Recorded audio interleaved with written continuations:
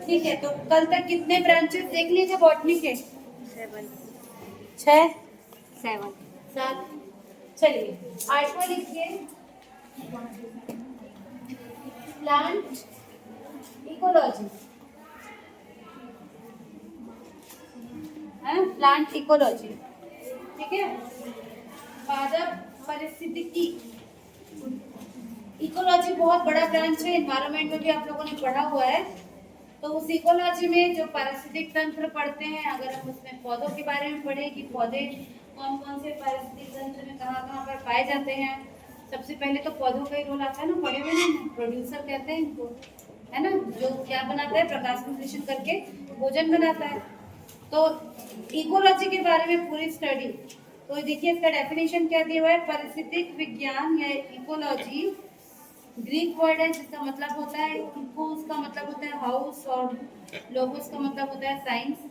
तो जीव विज्ञान की वह शाखा जिसके अंतर्गत जीवों मतलब पौधे और जंतुओं दोनों के उनके चारों ओर उपस्थित कार्बनिक और अकार्बनिक पर्यावरण के अंतर संबंधों का अध्ययन जब हम करते हैं, मतलब जहाँ भी हमारे पौधे पाए जा रहे हैं उनके आसपास उनका कैसा इन्वायरमेंट है, ऑर्गेनिक है, इनऑर्गेनिक है, उन सब की स्टडी किसमें आती है, प्लांट इकोलॉजी में आती है। ठीक, तो इसके अंदर बहुत सारे फिर से ब्रांच हो जाएंगे। प्लांट इकोलॉजी में हम क्या देखते हैं, इनका परस्पर संबंध। तो इसके अंदर बहुत सारी और अलग अलग टाइप की चीजें आती हैं, जैसे कि इसके ब्रांचेस हैं।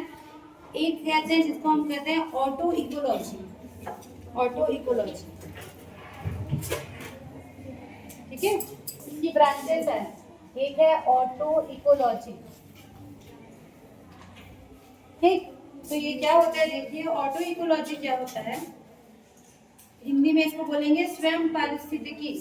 ठीक है, तो ये भी ग्रीक वर्ड ऑटोस मतलब होता है सेल्फ और हाउस। तो किसी स्थान पर रहने वाले किसी प्राणी या पेड़ पौधे या जो भी चीज रह रहा है, प्राणी या किसी एक जाति और उसके पर्यावरण के अंतर संबंधों का अध्ययन ही स्वयं परिस्थितिकी या स्व परिस्थिति कहलाता है।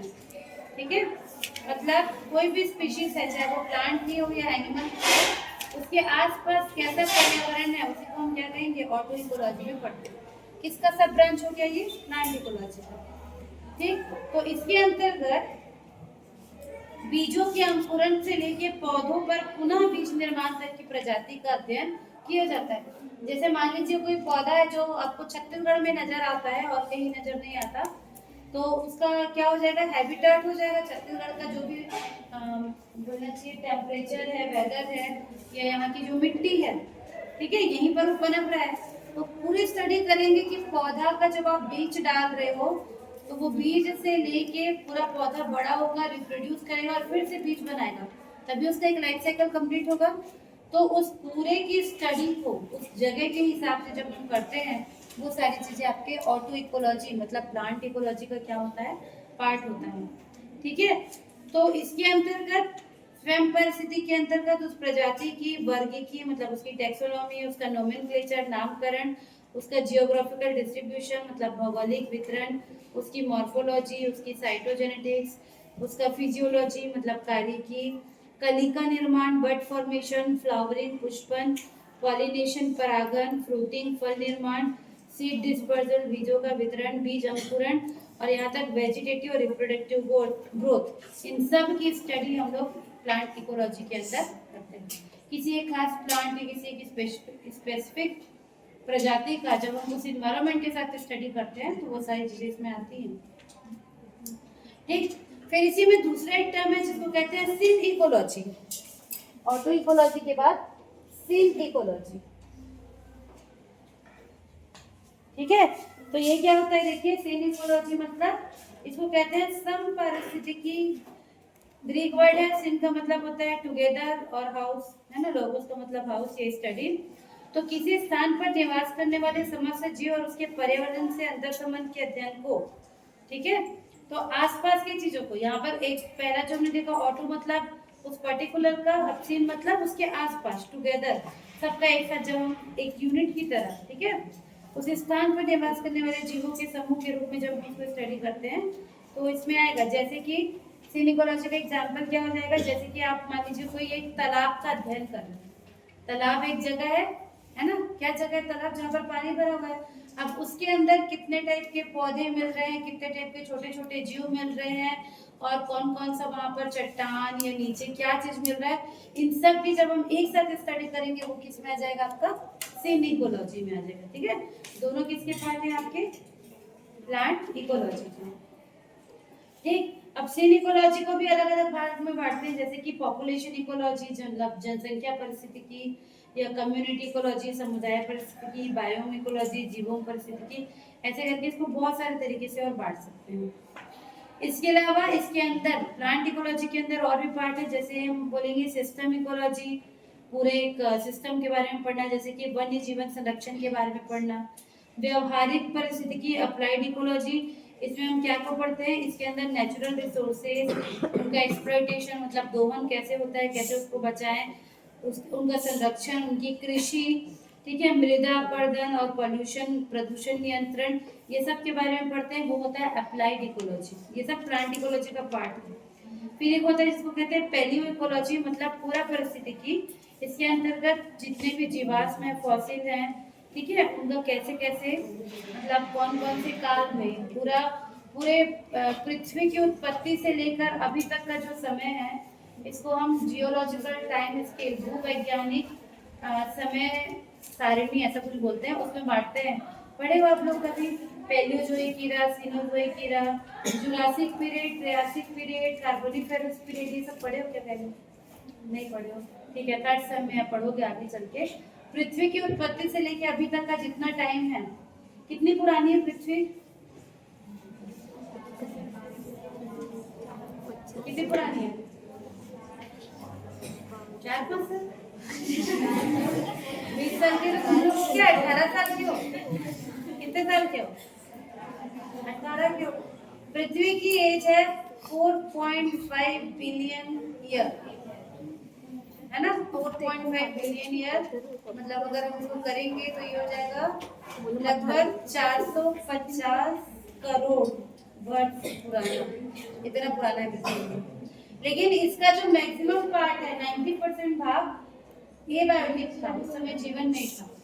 जो अभी जो जीवन चल रहा है वो सिर्फ 12% में है, उसमें भी अलग अलग इसमें ईरा होते हैं, मतलब ईरा को क्या बोलेंगे, महाका नहीं क्या बोलते हैं उसको, ईरा को क्या बोलते हैं, युग तो एक वक्त होता है, पीरियड होता है, ईरा होता है, महाकल्प बोलते हैं क्या, ईस्वी नहीं, ईस्वी तो और अलग है, वो हिस्ट्री वालों को लगता है, मतलब उसी में ही आएगा पर वो अलग है। ठीक है, ईस्वी तो बहुत अभी का समय हो गया, हम लोग बात करें बिलियन ईयर से अबो वाली। ठीक है, तो क्या चीज को बताते बताते ये बताएंगे, पूछे कितना हाँ, साल पैलियो इकोलॉजी में अब जैसे कोई इंसान इतना लंबा तो जिंदा नहीं है, कोई है कि इतना पुराना नहीं है ना, तो हमको ये सब कैसे पता चला कि जब बहुत पहले पृथ्वी बनी तब यहाँ पर पहले क्या चीज बना, फिर क्या बना, ये हम बॉटनी में पढ़ेंगे, जूलॉजी में पढ़ेंगे।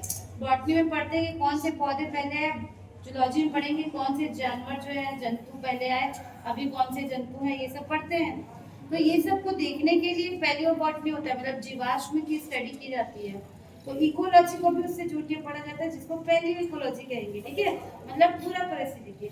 तो इसके अंदर जो जीवाश्म और इसके अलावा और भी काल में जो उपस्थित जीव थे, उनका परस्पर संबंध वातावरण के साथ कैसा था, ये सब की स्टडी हम पढ़ते हैं। ठीक, फिर इसी के अंदर आता है आपका हैबिटेट इकोलॉजी, मतलब आवासीय परिस्थितिकी। इसके अंदर बहुत सारे टाइप होते हैं, जैसे कि स्थलीय परिस्थितिकी, समुद्री, स्वच्छीय जल, दलदल, वन, घास भूमि, मरुभूमि, फसल भूमि। जितना आप इकोलॉजी में पढ़ते हो ना, वो सब पॉइंट आप यहाँ लिख सकते हो। पढ़ते हैं ना भाई हम कि डेजर्ट क्या होता है, टेरेस्ट्रियल इकोलॉजी क्या होती है, पॉन्ड इकोलॉजी क्या होती है, वहाँ पर किस टाइप का वो हमको देखने को मिलता है। ये बनाते हैं ना ट्रायंगल वाला, बनाते हैं, याद है ऐसा, इकोलॉजी में पढ़ते हैं। नीचे कौन आएगा, प्रोड्यूसर, कंज्यूमर वाला। तो इकोलॉजी से संबंधित सारी चीजें आप यहाँ पे लिख सकते हो।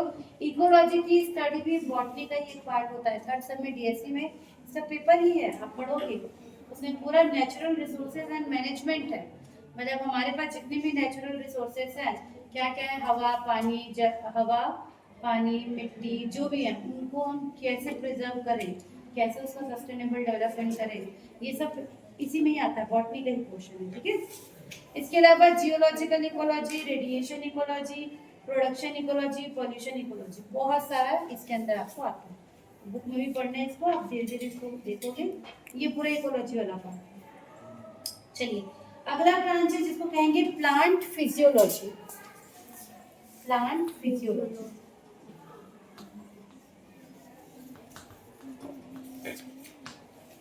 ठीक है। तो प्लांट फिजियोलॉजी को कहा जाता है पादप कार्य की, मतलब यह वह शाखा है विज्ञान की, वनस्पति विज्ञान की, जिसमें पौधों की प्रकार्यात्मक प्रक्रियाओं के कार्यों का अध्ययन किया जाता है। मतलब पौधे कौन कौन से काम करते हैं उसका अध्ययन हम करते हैं। जैसे कि कौन कौन से काम करते हैं पौधे, पौधों में होने वाली प्रमुख प्रक्रियाएं कौन कौन सी होती है? प्रकाश संश्लेषण और बस फोटोसिंथेसिस करते हैं पौधे दिन भर, और क्या करते हैं?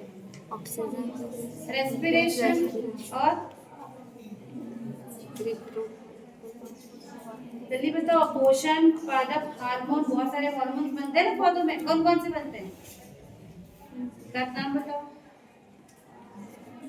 ऑक्सीन, जिब्रेलिन और साइटोसिन और इथाइल इथिलीन गैस के फॉर्म में जो बनता है। उसके अलावा फोटोपीरियडिज्म होता है जिसको दीप्तकालिका कहते हैं, ठीक है। सर्केडियम रिदम, प्लांट का भी, जैसे हमारे बॉडी का एक क्लॉक है ना, क्या होता है बॉडी क्लॉक मतलब? बॉडी क्लॉक मतलब क्या समझते हो? सर्केडियम रिदम बोलते हैं इसको, जूलॉजी में भी पढ़ोगे। जैसे हमारे बॉडी का एक क्लॉक है कि हमको किस टाइम पर उठना है, किस टाइम पे सोना है। जैसे रात वाला जो समय है वो हमारी बॉडी चाहती है हम उस समय सोए, है ना।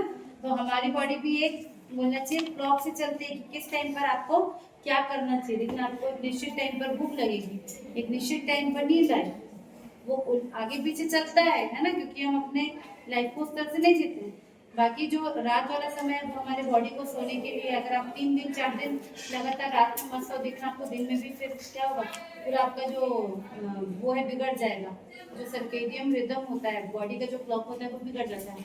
पौधों के साथ भी ऐसे होता है कि उनको किस टाइम पर सनलाइट मिलेगी तो उनको फोटोसिंथेसिस करना है, फिर किस टाइम पर नहीं करना है, किस टाइम पे क्या करना है, तो ये भी इसी का ही प्रोसेस है।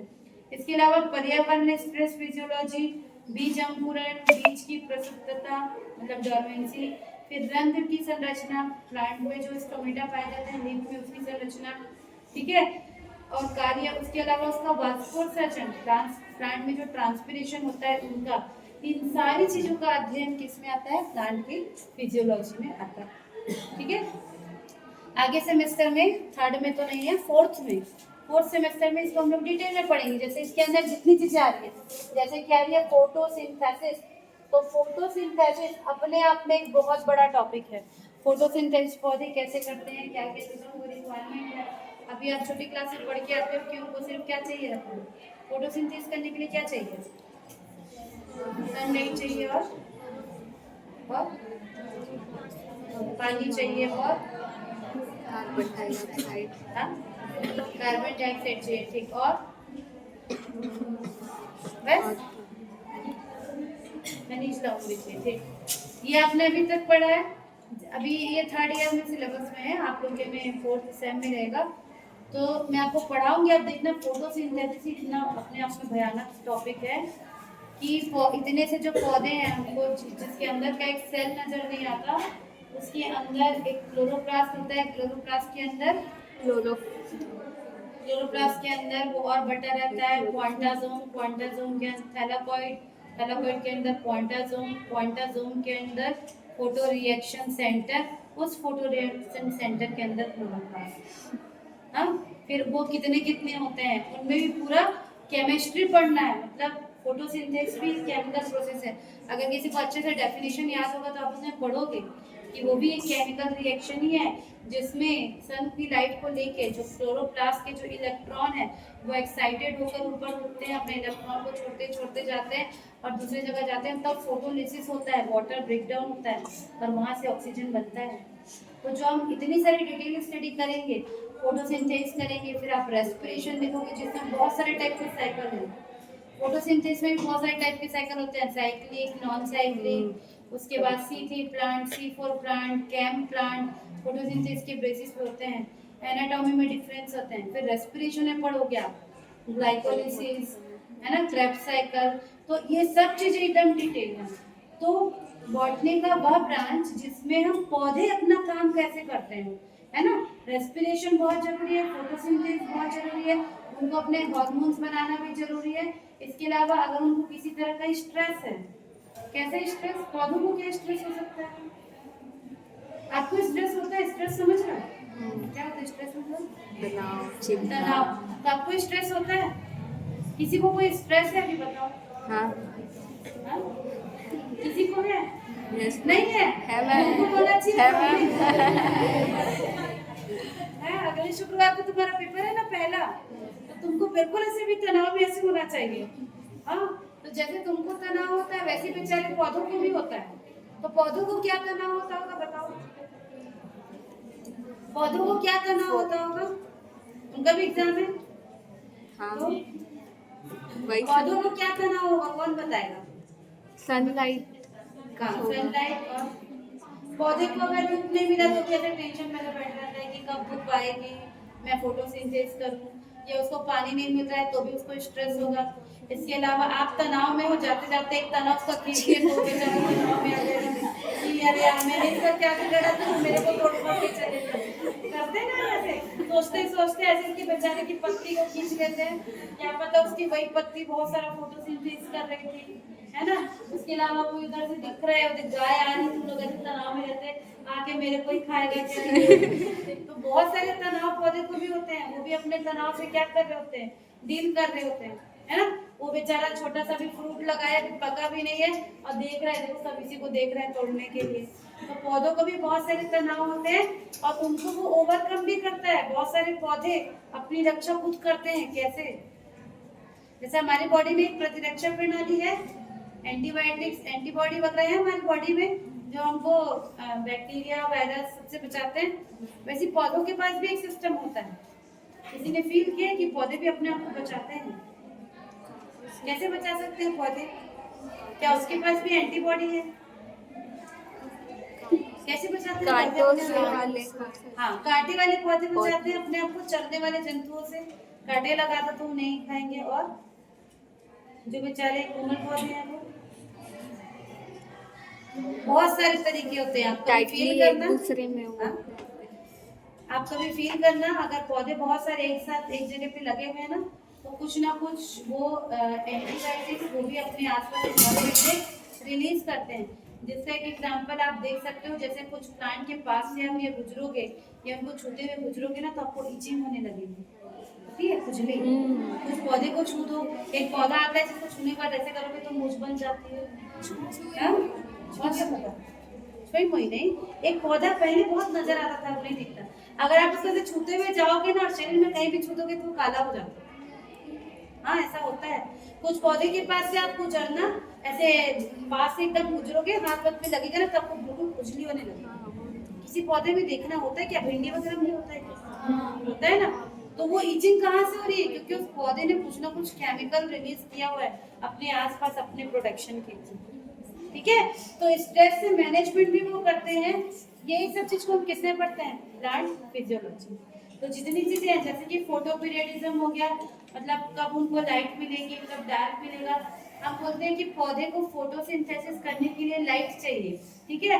तो अगर आप उसको दिन रात हर समय लाइट दोगे तो फोटोसिंथेसिस करेगा क्या, नहीं करेगा, क्योंकि ये लाइट पीरियड के बाद उनको, जो उन्होंने लाइट पीरियड में प्रोडक्ट बनाया, उसको अल्टीमेटली भोजन बनाने के लिए उसको डार्क पीरियड भी चाहिए। कुछ प्लांट होते हैं जिनको लॉन्ग डे प्लांट कहते हैं, जिनको ज्यादा लंबी धूप चाहिए, फिर डार्क पीरियड कम चाहिए। कुछ पौधे ऐसे होते हैं जिनको शॉर्ट टर्म में चाहिए लाइट और डार्क पीरियड लंबा चाहिए, ठीक है। ये प्लांट की वैरायटी होती है, LDH, low density plant, high density plant, long day plant, short day plant, बहुत सारे तरीके से हम इनको बांट सकते हैं। उसके बाद इनके अंदर बहुत सारे इस तरह के प्रोटीन होते हैं जो इन सब चीजों में हेल्प करते हैं। इन सब की स्टडी हम किस में करते हैं, प्लांट फिजियोलॉजी में, ठीक है। तो इनका महत्व क्या हो गया कि वाष्पोत्सर्जन, प्रकाश संश्लेषण, और उनकी वृद्धि ग्रोथ कैसे होगा, तो उनको ग्रोथ हार्मोन चाहिए। इन सब की महत्वपूर्ण भूमिका को समझने के लिए हम क्या करते हैं, प्लांट फिजियोलॉजी जो इसकी शाखा है बहुत ज्यादा जरूरी होती है। ठीक है। कंजर्वेशन फिजियोलॉजी संरक्षण कार्यकी के अंतर्गत पर्यावरणीय परिवर्तनों के प्रति पादप अनुक्रियाओं में अध्ययन किया जाता है। अगर उनका एनवायरनमेंट चेंज हो रहा है तो उनकी फिजियोलॉजी में क्या क्या चेंज होगी, ये सबको इसमें क्या किया जाता है, स्टडी किया जाता है। चलिए अगली ब्रांच है जिसको कहेंगे प्लांट टेक्सोनॉमी। प्लांट टेक्सोनॉमी, ठीक है। तो प्लांट टेक्सोनॉमी क्या होता है, मतलब है पादप वर्गीकी प्लांट को बांटना। ठीक है। तो यह वनस्पति विज्ञान की वह शाखा है जिसके अंतर्गत पौधों के लक्षणों के आधार पर उनका पहचान करते हैं, नामकरण करते हैं और वर्गीकरण करते हैं। ठीक है। जैसे आपका पहचान है ना भाई, आपका अपना एक नाम है, नाम के पीछे क्या है, सरनेम है, सरनेम के बाद गोत्र है, सबके पास गोत्र है, गोत्र के बाद आपकी एक जाति है, कास्ट है, जाति के बाद ह्यूमन हो, ये पता है ना, हम एक सीक्वेंस में चलते हैं ना भाई। बहुत जिसको नहीं पता, सब इंसान ही बैठे हो ना, कोई दूसरी प्रजाति तो नहीं है यहाँ, नहीं है ना। तो हम सब किस में आते हैं, होमोसेपियंस में आते हैं, है ना। ठीक है। उसके अंदर में बहुत सारे डिवीजन होंगे, जैसे पूरी दुनिया में इंसान है लेकिन अलग अलग जगह पे रहने वाले इंसान भी अलग अलग रहेंगे ना। जैसे उधर साउथ अफ्रीका तरफ रहते हैं उनको नीग्रो कहते हैं, फिर और कहीं रहते हैं उनको अलग कुछ कहते हैं। तो होमोसेपियंस के अंदर भी उनकी बहुत सारी वैरायटी है। ठीक है। फिर यहाँ से समझो कास्ट है, जैसे उसके पहले भी एक है, जैसे हिंदू हो गए, है ना, मुस्लिम्स हो गए, उसके अंदर फिर कास्ट होता है, हम अलग अलग कास्ट में आते हैं। कास्ट के अंदर फिर क्या होता है, अलग अलग गोत्र में आते हैं, उसके बाद अलग अलग हमारे सरनेम होते हैं, और उसके बाद क्या होता है, अलग अलग हमारा नाम होता है। तो जैसे हम एक हर एक की इंडिविजुअल पहचान है ना। आप अपना नाम लोगे तो आप अपने आप को, आप पूरी दुनिया में एक ही प्राणी हो जिसको आप अलग कर सकते हो। अगर किसी का नाम भी एक होता है, पिता का नाम देखते हैं, वो भी मान लो पिता का नाम जाति गोत्र सभी को क्या उसका डीएनए टेस्ट करा लेंगे तो वो कैसा होगा, इंडिविजुअल प्राणी अलग मिलेगा। सेम वैसा ही चीज पौधों के ऊपर भी लागू होती है। आप पूरी दुनिया में कोई भी एक पौधा उठा के देख लो, वो बिल्कुल अलग पौधा होगा। ठीक। तो ये वाली जो ब्रांच होती है प्लांट टेक्सोनॉमी होती है, इसमें हम पौधों को अलग अलग ग्रुप में बांटते हैं।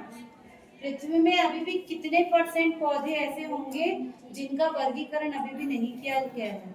जैसे पौधे वैसी एल्गी हैं, फंजाई हैं, इवन बैक्टीरिया हैं। हमको अभी भी नहीं पता कितने बैक्टीरिया अभी भी पृथ्वी पे हैं जिनको आज तक खोजा नहीं गया। कितने सारे वायरस अभी भी हैं जिनको आज तक खोजा नहीं गया हो। जैसे कोविड वायरस आया, कोरोना वाला वायरस आया, तो वो पृथ्वी पे था, चमगादड़ के अंदर था, वहीं से पहला पृथ्वी में था, लेकिन हम उसको अभी तक खोज ही नहीं पाए थे। हम उसको कब खोज पाए, जब उसने मानव जाति के ऊपर क्या किया, बीमारी करना शुरू किया, होता है ना। वैसे उसी के जैसे भी कितने सारे और वायरस और बैक्टीरिया घूम रहे होंगे जिनके बारे में हमको नहीं पता है, और कब तक पता नहीं चलेगा, जब तक वो हमारे ऊपर कोई बीमारी वगैरह नहीं करते हैं। वैसी दुनिया में अभी भी इतने सारे पौधे होंगे जिनको अभी तक आइडेंटिफाई नहीं किया गया। तो ऐसे साइंटिस्ट जो इस ब्रांच के अंदर काम करते हैं प्लांट टेक्सोनॉमी के अंदर, वो क्या करते हैं, कहीं भी आपको मान लीजिए कुछ नया अलग टाइप का पौधा मिलेगा तो आप उसको रिपोर्ट करोगे कि देखो इस जगह पे ये पौधा मिला है। फिर वो जाते हैं उस पौधे को सैंपल कलेक्ट करते हैं, उसको पहले ऊपर से देख के एनालिसिस करेंगे, उसकी पत्ती को देखेंगे, जड़ को देखेंगे कि मोनोकॉट है कि डाइकॉट है, एंजियोस्पर्म है कि जिम्नोस्पर्म है कि टेरिडोफाइटा है कि ब्रायोफाइटा है। पहले उसको स्टडी करेंगे ऊपर से, उसके बाद फिर उसका सेक्शन कट करके उसकी इंटरनल स्टडी करेंगे, फिर उसके बारे में पूरा साइकिल पता करेंगे कि इसमें कब फ्रूटिंग होती है, उसका फल कैसे बनता है। तो सारी चीज़ों को स्टडी करके उस पौधे को फिर एक जगह पर एक फैमिली में रखा जाएगा कि ये जो नया पौधा मिला है, क्योंकि इसके बहुत सारे कैरेक्टर इससे मिलते जुलते हैं, इसलिए इसको इस फैमिली में रखा जाता है। ऐसे करके हर एक प्लांट की एक फैमिली होती है। जैसे आपकी एक फैमिली है ना भाई, आपका एक गोत्र है, आपकी एक फैमिली है, वैसी हर एक प्लांट की फैमिली होती है। जैसे भिंडी है, वो मालवेसी फैमिली का हो, है ना। भिंडी जो आप खाते हैं वो मालवेसी फैमिली का है। सेम उसी मालवेसी फैमिली का आपको वो भी मिलेगा, क्या, कॉटन, कपास। अब जो एक फैमिली के होंगे उनके कुछ कुछ कैरेक्टर हमेशा मिलते जुलते हुए रहेंगे। जैसे आप अपनी फैमिली में देखो, आपकी फैमिली में अगर आप 4 लोग हैं तो कोई ना कोई एक ऐसा कैरेक्टर होगा जो आप चारों में मिलता जुलता रहेगा। वेरिएशन तो सब में रहेंगे क्योंकि सबका डीएनए अलग है, लेकिन हर एक फैमिली में या हर एक जाति में कुछ ना कुछ जो कैरेक्टर होते हैं वो मिलते जुलते हुए से रहते हैं। ठीक है, तो वैसे ही इसी तरह से इनको बांटा जाता है। तो इन सब के बारे में जो हम स्टडी करते हैं वो क्या कहलाता है? टैक्सोनॉमी। ठीक, तो देखिए इसमें नई और अज्ञात पादप प्रजातियों के लक्षणों के आधार पर उनकी पहचान सुनिश्चित करके उन्हें एक विशिष्ट नाम दिया जाता है तथा पौधे के विकासात्मक संबंधों तथा समानताओं के आधार पर विभिन्न पादप समूहों में उनको वर्गीकृत किया जाता है। तो इनका भी एक साइंटिफिक तरीका है, एक पूरी बोलना चाहिए इसकी एक कमिटी है, एक बोर्ड है ICUN जो इनका नेमिंग करता है, कोई भी प्लांट का कैसे नाम रखेंगे। ठीक है, जैसे आप बॉटनिकल नाम जो पढ़ते हो वो कोई व्यक्ति अपने मन से नहीं रख रहा है, उसका एक साइंटिफिक तरीका है उसको रखने का। लोकल नाम अलग होता है ना। जैसे आप आम को आम के नाम से जानते हैं, लेकिन उसका साइंटिफिक नेम जो है क्या है आम का, है ना, हैंगीफेरा इंडिका, उसका क्या है बॉटनिकल नेम है। तो आप दुनिया के किसी भी कोने में जाओ उस आम के पेड़ को उसी नाम से ही जाना जाएगा। हो सकता है वो लोकली जहाँ पर प्रेजेंट है उसको वहाँ पर कुछ और बोलते हो।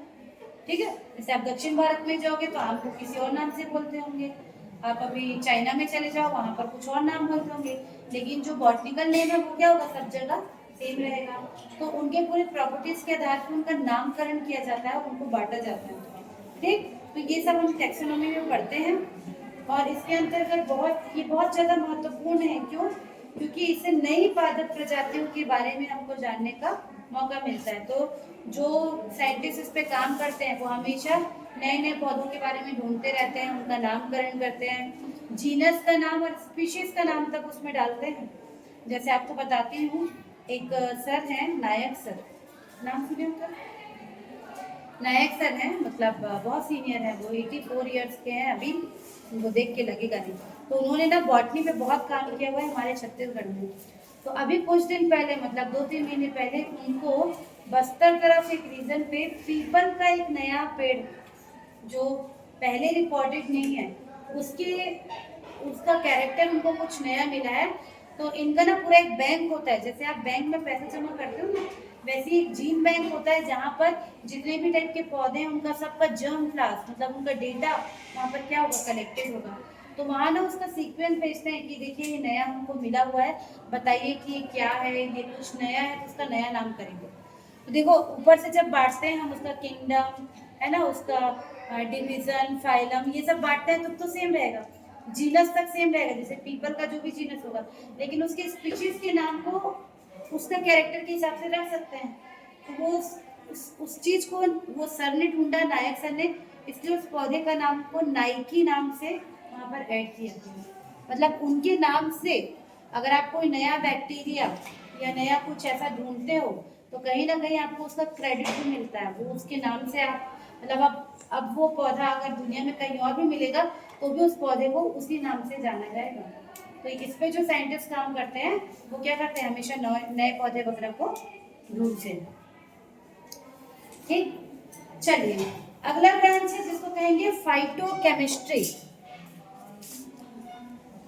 फाइटोकेमिस्ट्री, अब यहाँ पर आपका केमिस्ट्री आ गया। केमिस्ट्री में क्या होगा देखिए, हिंदी में क्या बोलेंगे फाइटोकेमिस्ट्री को, पादप रसायन। तो इसके अंतर्गत हम क्या स्टडी करते हैं, पौधों में उपस्थित रासायनिक यौगिक जैसे कि एल्केलॉइड्स, पॉलीफिनॉल, टर्पीन, है ना, जितने भी टाइप के केमिकल्स हमने जब ये इथनोबॉटनी वाला क्वेश्चन पढ़ा तो कुछ केमिकल्स के नाम पढ़े थे जो हमको किसी किसी प्लांट में देखने को मिले थे। तो पौधों में पाए जाने वाले जितने भी रासायनिक यौगिक है, केमिकल्स है, उनके बारे में, उनके स्ट्रक्चर के बारे में जब हम स्टडी करते हैं तो उस ब्रांच को क्या कहेंगे, फाइटोकेमिस्ट्री। ठीक है, तो 2-3 नाम आप याद रख सकते, जैसे एल्केलॉइड्स हो गया, पॉलीफिनॉल हो गया, टर्पीन हो गया, टर्पाइन हो गया, बहुत सारे केमिकल्स पौधों में मिलते हैं। ठीक, तो इनका अध्ययन ही क्या कहलाता है, फाइटोकेमिस्ट्री। तो उसमें इसका संरचनात्मक अध्ययन, मतलब उनका स्ट्रक्चर कैसा है उस केमिकल का, इनका जैव संश्लेषण मतलब पौधे इन केमिकल्स को कैसे बना रहे हैं और उनका कार्य क्या है, इन सब की स्टडीज में आती है। ठीक, तो नई औषधियाँ, अब देखो ये इम्पोर्टेंट क्यों है, क्योंकि अगर हमको पता है कि किसी पौधे से किसी बीमारी का इलाज हो सकता है तो सबसे पहले हमको उसका केमिकल स्ट्रक्चर ही देखना पड़ता है, तभी हम बता सकते हैं कि ये किस तरह के जो दवाइयाँ बनाने में उपयोग होगा। तो नई औषधियों की खोज जो है वो फाइटोकेमिस्ट्री से ही संभव है। ठीक है, परंपरागत हर्बल औषधियों के मूल स्वरूप के लक्षण या गुणों का निर्धारण और उनका स्टैंडर्डाइजेशन क्या करते हैं, केमिकल के अध्ययन से ही हम कर सकते हैं। इसके अलावा जो पर्यावरण के लिए जो जैसे बायोफंगिसाइड्स है ना, जैसे हम यूज करते हैं क्या, खरपतवार जैवनाशक, उसमें अगर हम बायो वाला यूज करें, जैसे बायोफंगिसाइड हो गया या मतलब जो जैविक वाला अगर यूज करेंगे तो उनको बनाने के लिए केमिकल्स का यूज करते हैं, जो कि जो पादप केमिकल का यूज करते हैं, जो हमको इसकी स्टडी से ही पता चल पाएगा।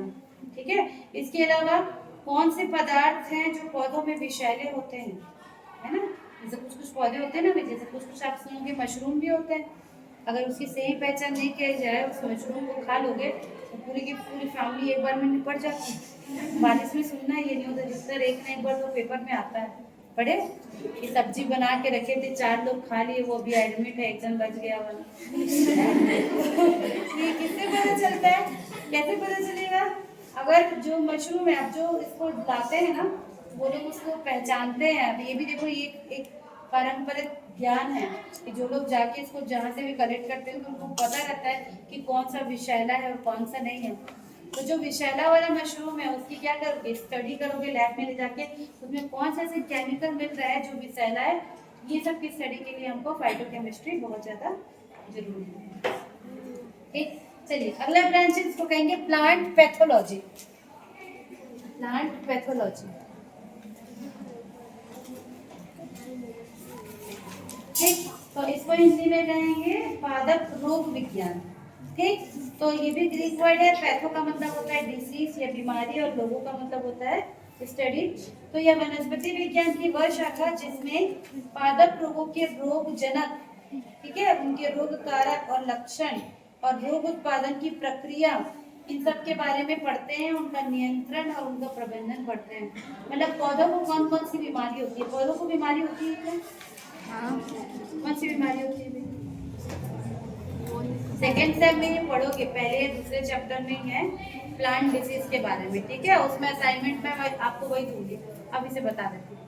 आपको रोग ग्रसित पत्तियां या फूल या पौधे इकट्ठे करने होंगे असाइनमेंट में, पिछले साल बहुत अच्छे से किए थे जो सेकेंड सेम में थे। तो ठीक है, तो पौधों के ऊपर भी बहुत सारी बीमारी होती है, आपने बहुत सारी भाजी वगैरह में देखा होगा, सफेद सफेद ऐसे चिपका दिखता है।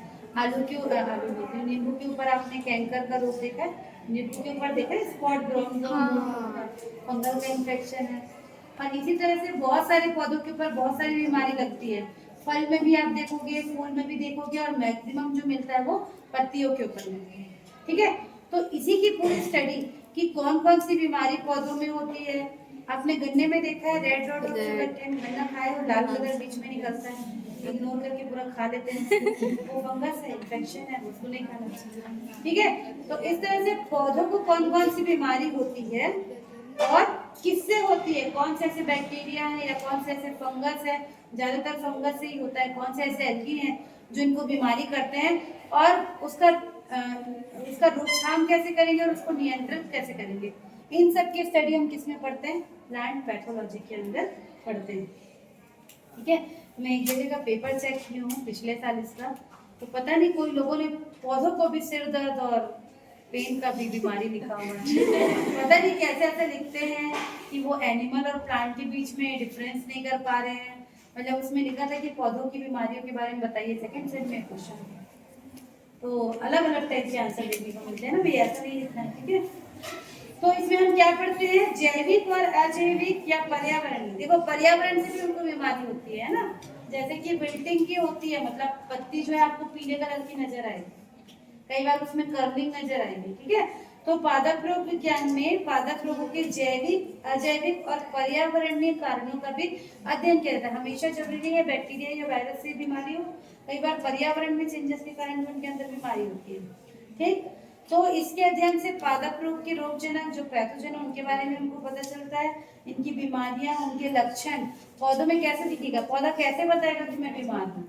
आप तो ऐसे बता दोगे रो रो के कि मैं बीमार हूँ, छुट्टी दे दो, ऐसे बोलते हैं ना, मम्मी को देखो तो मैं रो रहा हूँ, फीवर है क्या, पौधा कैसे बताएंगे कि मैं बीमार हूँ, कैसे बताएंगे पौधे, बताओ, रोएंगे, मुरझा जाएंगे। मुरझा जाएंगे, हाँ, और पत्ते झड़ जाएंगे। सबसे पहला तरीका होता है उनकी ग्रोथ रुक जाती है। जब भी किसी भी पौधे में कुछ भी तरह की बीमारी लगती है तो सबसे पहले क्या हो जाता है, जिस ग्रोथ के साथ उनको बढ़ना चाहिए सबसे पहले उनकी क्या हो जाती है, ग्रोथ जो है वो रुक जाती है। तो हम जब ये वाली ब्रांच पढ़ते हैं इसके अंदर हम पढ़ेंगे कि क्या क्या सिम्टम्स हमको नजर आएंगे, है ना। एक तो विजुअल सिम्टम्स है जो पत्तियों के ऊपर हमको निशान या ये सब दिखेगा, दूसरा उनकी ग्रोथ रुक जाती है, तीसरा उनमें फ्रूटिंग नहीं होने लगेगी। मान लीजिए कोई पौधे की हाइट ही नहीं बढ़ रही है, उसमें फल वगैरह भी नहीं लगेंगे, फूल नहीं लगेंगे, तो ये सब उसके तरीके सिम्टम्स है, लक्षण है, इसको भी देखते हैं इसमें, ठीक है। इसके अलावा उनकी अंतरक्रिया कि उनके अंदर उसके कारण क्या होगा, और उनके पादप रोगों के कारण होने वाले नुकसान और उनकी जानकारी, उनका नियंत्रण, ठीक है। क्वारंटाइन टाइम क्या होता है, ये सब के बारे में हम किसमें पढ़ते हैं, प्लांट पैथोलॉजी के अंदर पढ़ते हैं। सेकंड यूनिट, सेकंड सेम में एक यूनिट है, शुरू यहीं से करेंगे, नहीं पहले बैक्टीरिया और वायरस पढ़ेंगे शायद, उसके बाद थर्ड यूनिट में आपको यही है, ठीक है। तो इसमें बहुत सारे होते हैं, इसको हम लोग देखेंगे। चलिए अगला ब्रांचेस इसको कहेंगे प्लांट बायोटेक्नोलॉजी, प्लांट बायोटेक्नोलॉजी, ये क्या होता है, प्लांट बायोटेक्नोलॉजी क्या होता है,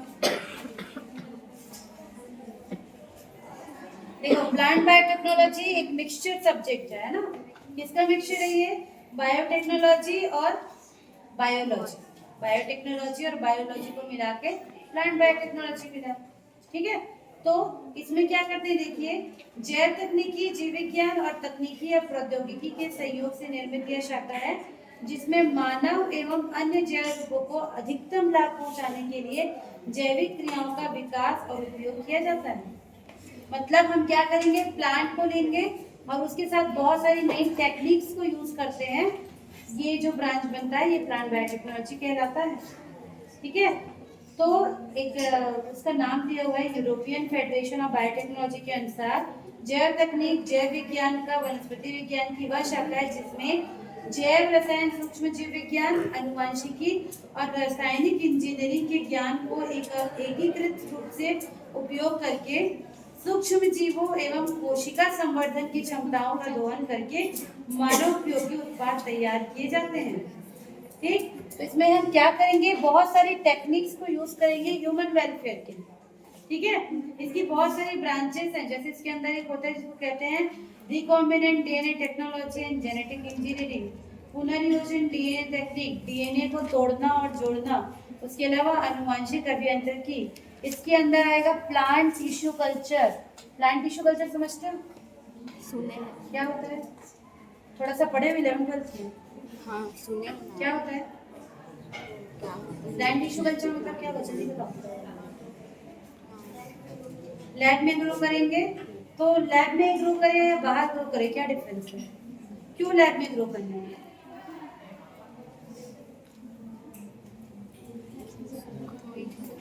क्यों लैब में ग्रो करें, आप बताएं। देखो लैब में ग्रो करने का फायदा, नुकसान ज्यादा है, हमको पूरा वो इंफ्रास्ट्रक्चर चाहिए, बहुत अच्छा लैब चाहिए, वहां पर का अंदर का लाइट, ह्यूमिडिटी, नमी सब हमको मेंटेन करना पड़ता है। ये मेंटेन करना पड़ता है कि अंदर बैक्टीरिया वायरस ना जाने, तो प्लांट ग्रो नहीं करेगा। बहुत सारे खर्च करके प्लांट टिश्यू कल्चर लैब बनता है ना।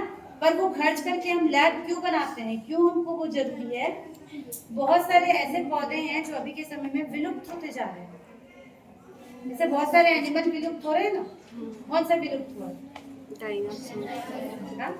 Dinosaur, tiger, dinosaur, dinosaur, dinosaur तो बहुत पहले गए, अभी कौन विलुप्त हो रहा है, टाइगर टाइगर, गौरैया, और कौवा बोलो ना, कौवा दिखते हो क्या? कौवा पहले कितना दिखता था, पीतर पाक के समय कौवा ही कौवा दिखता था, अभी नहीं दिखता, नीलकंठ नहीं दिखता, पहले बहुत दिखता था।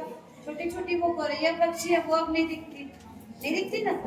तो ये जो विलुप्त हो रहे हैं ये क्यों हो रहे हैं? क्योंकि एनवायरमेंट में इतना चेंजेस आ रहा है कि वो अपने आप को क्या कर रहे हैं, यहाँ एडजस्ट नहीं कर पा रहे हैं। चार्ल्स डार्विन ने बोला था ना, सर्वाइवल ऑफ द फिटेस्ट, जो अपने आप को जैसा ढाल लेगा वो उतना ही आगे तक जाएगा, और जो नहीं ढाल पाएगा वो आगे जी नहीं पाएगा। तो जैसे एनिमल्स भी विलुप्त हो रहे हैं, वैसे ही बहुत सारे पौधे भी विलुप्ति के कगार पे हैं, जो पहले बहुत मिलते थे और अब नहीं मिलते हैं।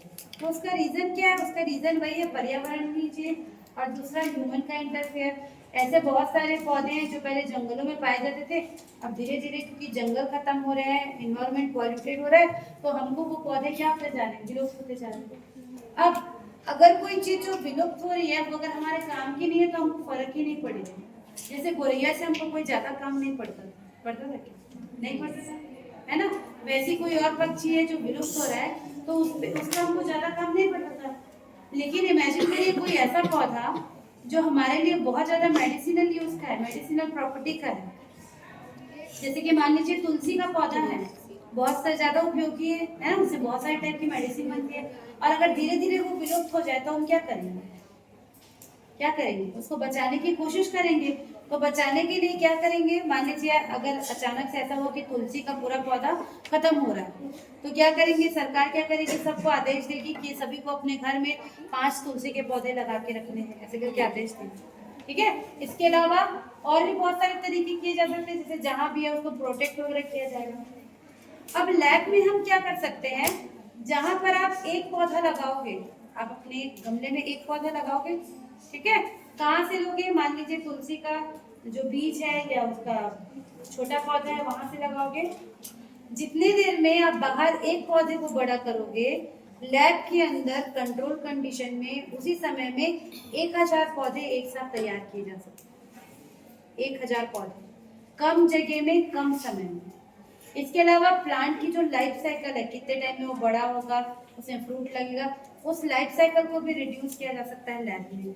क्या तो देखिए उसको हार्मोन्स और उसको जो भी चीज न्यूट्रिशन में चाहिए वो सब देखिए।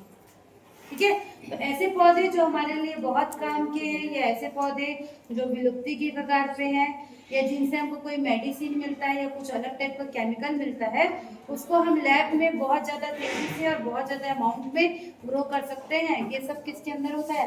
प्लांट टिश्यू कल्चर के अंदर।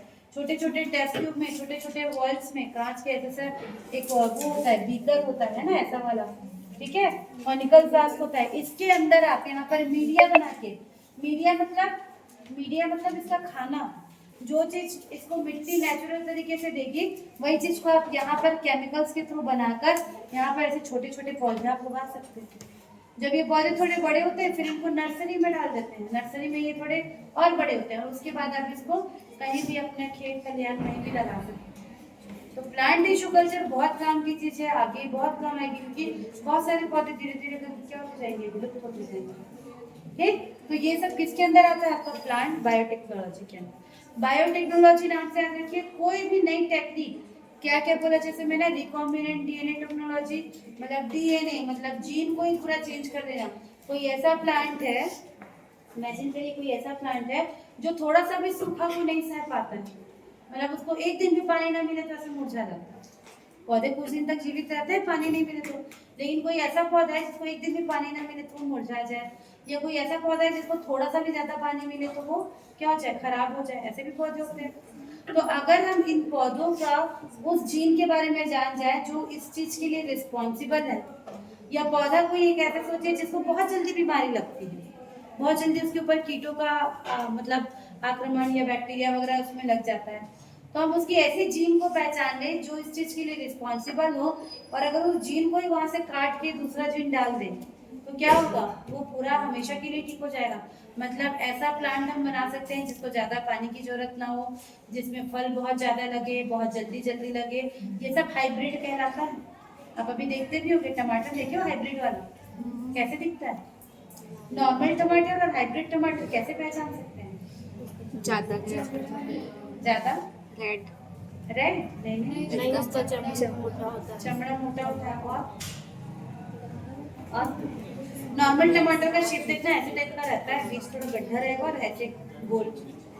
और जो हाइब्रिड वाला देखो कैसे नीचे से छोटा सा निकले रहता है। देखिए अब जो सब्जी खरीदते हैं उनको पता है भाई, कितने लोग सब्जी खरीदते हैं या बनाते हैं। बनाते भी है ना भाई, बोलते हैं ना घर में देसी टमाटर लाना, ठंड में आएगा देसी टमाटर, उसी की चटनी मिठाती है। हाइब्रिड वाला तो गलता ही नहीं है। वो हाइब्रिड क्यों आया फिर, जब वो अच्छा ही नहीं तो क्यों आया? क्यों आया हाइब्रिड? समझ रहे हो, उसके कुछ ना कुछ जेनेटिक चेंज हुए उस पौधे में, ज्यादा समय तक वो रहता है बिना फ्रिज के। प्लस वो ज्यादा जल्दी प्रोडक्टिविटी देगा, जल्दी फल लगेंगे, ज्यादा दिन तक रहेगा। कोई भी चीज आपको हाइब्रिड मिल रही है मतलब उसका वही है। और हर चीज का आजकल हाइब्रिड मिलता है, गाजर भी हाइब्रिड मिल रहा है आपको पता है। देसी वाला गाजर देखना जो भी ठंडी में आता है, कितना सुंदर ऑरेंज कलर दिखता है। और ठंडी के अलावा जो गाजर मिलता है उसको देखना एकदम गंदा टाइप का ऑरेंज दिखता है ना, होता ही है। सीताफल भी मिलता है, देखियो एक देसी सीताफल और एक हाइब्रिड सीताफल, पहचान सकते हो अलग अलग। देसी अलग दिखता है, हाइब्रिड के जो एक बड़ा बड़ा उसका वो रहता है, जो एक एक फाका बोलते हैं, और उसके अंदर बड़े बड़े कीड़े भी मिलते हैं, कीड़े कूदते रहते हैं। और अच्छी बात भाई, जो खाता है वो देखिएगा मिलेगा ही, लेकिन वो खोलोगे तो कीड़ा से कूदने लगता है कि मैं वो अंदर मत खाऊं। सभी हाइब्रिड में नहीं मिलता, किसी किसी में मिलता है। पत्ता गोभी में मिलता है, गोभी में भी मिलता है कीड़ा, दिखता भी नहीं है तो फ्लोरोसेंट ग्रीन, उसको मस्त खाते हो, बोलते हैं हम तो वेजिटेरियन। ठीक है, तो बहुत सारी चीजें हमको क्या मिल रही है, हाइब्रिड मिल रही है। सारी चीज किससे पॉसिबल है, बायोटेक्नोलॉजी से। टेक्निक्स को यूज कर रहे हैं, कैसे नया चीज बनाए जो क्या हो, ज्यादा अच्छा हो, न्यूट्रिशन भी उससे ज्यादा मिलता है ना, न्यूट्रिशियस भी होता है। ठीक है, तो हम इसमें ये सब पढ़ते हैं भाई। तो इसके और भी ब्रांचेस है, देखो सिग्निफिकेंस क्या है, एग्रीकल्चर में यूज होता है बहुत सारे। अभी आप देखोगे ना जो हमारा IGK भी है, इंदिरा गांधी कृषि विश्वविद्यालय, यहाँ बहुत सारी नई वैरायटी बनती जाती है चावल की, आप सुनोगे, या गेहूं की, सरबती जो नारा नाम सुना है, सरबती गेहूं, बड़े बड़े दाने और अच्छा उसका रहता है आटा। वैसे चावल की भी बहुत सारी वैरायटी, दो के पौधों को क्रॉस करके, मतलब एक अलग वैरायटी देखो कैसे क्रॉस करते हैं, एक ऐसे पौधा लेंगे जो जल्दी फल देता है और एक ऐसा पौधा लेंगे जिसमें बीमारी नहीं लगती है। दोनों को अगर हाइब्रिड कर देंगे तो हमको एक नया पौधा मिलेगा जो इसमें बीमारी भी नहीं लगेगी और जो जल्दी फल देगा। वैसे हाइब्रिड करके भी बहुत सारे पौधे बनते हैं। आपने गुलाब का देखा होगा, जो मिलता है बाहर, आप देखोगे एक ही गुलाब के पौधे में अलग अलग कलर के फूल देखने को मिलेंगे, या एक ही फूल के अंदर अलग अलग कलर की पंखुड़ी देखने को मिलेगी। तो इसको तो नॉर्मल उसका जो वो रहता है उसको ऐसे जोड़ के कलम को ही करते हैं, है ना, लेकिन सभी पौधों को कलम से नहीं किया जा सकता। तो इनको जेनेटिक लेवल पे इस तरह से किया जाता है कि वो हमको क्या दे, ज्यादा प्रोडक्टिविटी दे। तो वो सब जेनेटिक इंजीनियरिंग में आता है। DNA रिकॉम्बिनेंट DNA टेक्नोलॉजी, पुनर्योजन, DNA अभियांत्रिकी तकनीक, ये सब किसके अंदर आती है, आपकी बायोटेक्नोलॉजी के अंदर। ठीक है, ठीक, तो ये सब चीजों के बारे में हम इसमें पढ़ते हैं। चलिए, इसके अंदर और भी बहुत सारी चीजें जैसे कि biopesticide, food processing, waste management, सब इसके अंदर आता है। ठीक, और क्या ब्रांच का एक होता है जिसको कहते हैं प्लांट पैलियोबॉटनी, मतलब वही जीवाश्म के बारे में पढ़ना। प्लांट ब्रीडिंग, ब्रीडिंग का मतलब अभिजनन। ठीक है, तो इसके अंतर्गत फसलों में सुधार करने के लिए क्या करते हैं, नई प्रजातियों का उत्पादन करते हैं। प्लांट ब्रीडिंग थोड़ा थोड़ा प्लांट बायोटेक्नोलॉजी के अंदर ही आएगा, ये लगभग वैसे ही रहता है। ठीक, इतने सारे और भी बहुत सारे मॉर्फोलॉजी, जिसमें प्लांट के ऊपरी स्ट्रक्चर के बारे में पढ़ते हैं, वो प्लांट मॉर्फोलॉजी कहलाएगा। ठीक, तो अब इनमें से उठा के कुछ भी आपको पूछ सकता है। देखो एग्जाम में बड़े क्वेश्चन में भी, पिछले कल देखे थे ना पिछले बार का क्वेश्चन,